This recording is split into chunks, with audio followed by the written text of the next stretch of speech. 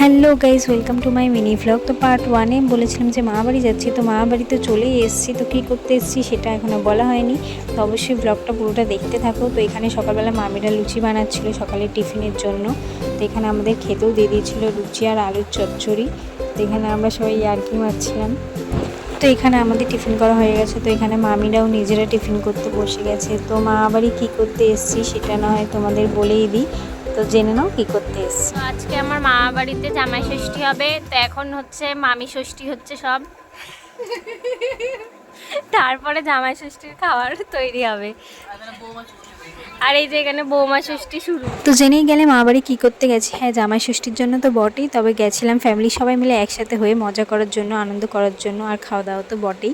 তো এখানে মামিরা রেডি হয়ে গেছে বাজারে যাওয়ার জন্য। তো এই মিনি ব্লগটা এখানেই এন্ড করছি। তো পার্ট 3 দেখার জন্য ওয়েট করো আর কী করলাম এরপরে। তো এই ভিডিওটা কেমন লাগলো অবশ্যই কমেন্টে জানিও, আর লাইক শেয়ার আর কমেন্ট করে জানিও। তো ততক্ষণের জন্য বাই।